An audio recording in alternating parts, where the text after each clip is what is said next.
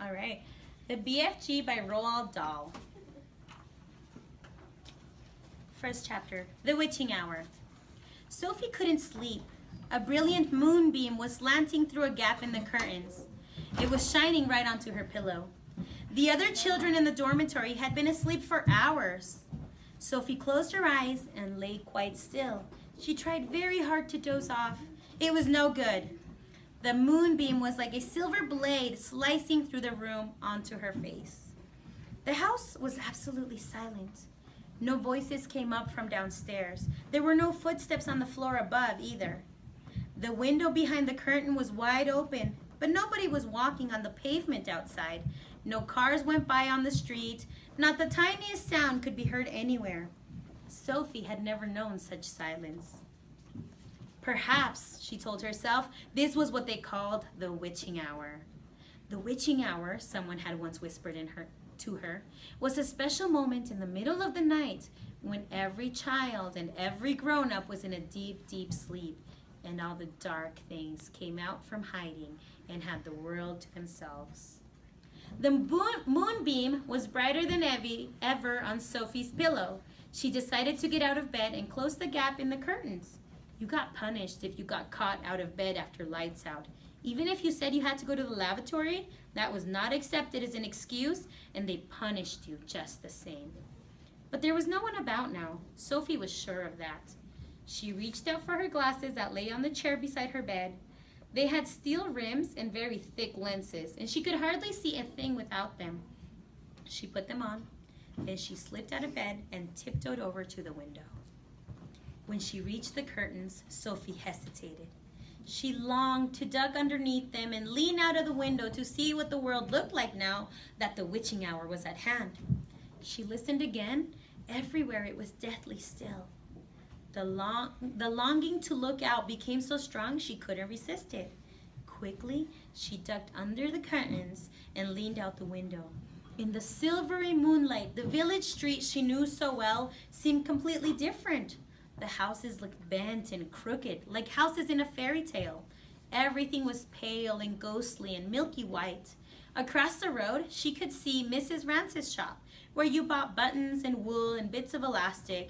It didn't look real. There was something dim and misty about that, too. Sophie allowed her eye to travel further and further down the street. Suddenly, she froze. There was something coming up the street on the opposite side. It was something black, something tall and black, something very tall and very black and very thin. Who? It wasn't human. It couldn't be. It was 4 times as tall as the tallest human. It was so tall, its head was higher than the upstairs windows of the houses. Sophie opened her mouth to scream, but no sound came out. Her throat, like her whole body, was frozen with fright. This was the witching hour, all right. The tall, black figure was coming her way. It was keeping very close to the houses across the street, hiding in the shadowy places where there was no moonlight. On and on it came, nearer and nearer, but it was moving in spurts. It would stop, then it would move on.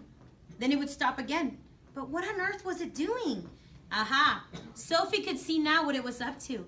It was stopping in front of each house. It would stop and peer into the upstairs window of each house. It would stop.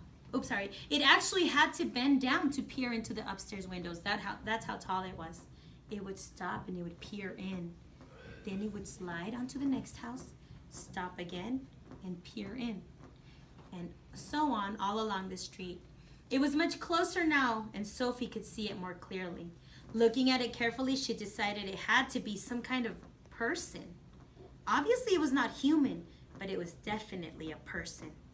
A giant person, perhaps. Sophie stared hard across the misty moonlit street.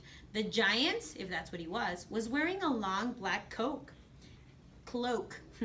In one hand, he was holding what looked like a very long, thin trumpet.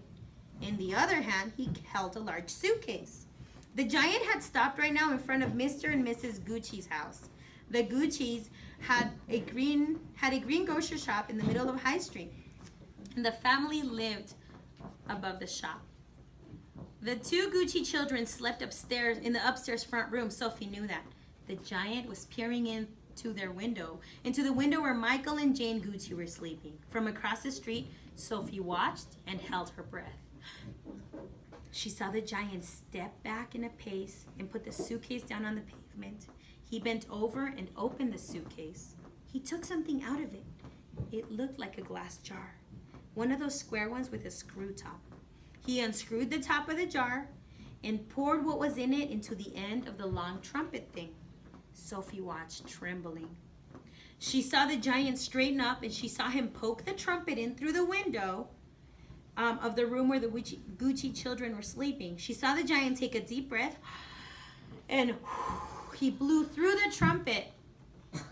No noise came out, but it was obvious to Sophie that whatever had been in the jar had now been blown through the trumpet into the Gucci children's bedroom. What could it be? As the giant withdrew the trumpet from the window and he bent out to pick up the suitcase, he happened to turn his head and glance across the street. In the moonlight, Sophie caught a glimpse of an enormous, long, pale, wrinkly face with the most enormous ears. The nose was as sharp as a knife, and above the nose were two bright flashing eyes, and the eyes were staring straight at Sophie. There was a fierce and devilish look about them. Sophie gave a yelp and pulled back from the window. She flew across the dormitory, jumped into her bed, and hid under her blanket. And there she crouched, still as a mouse, and tingling all over.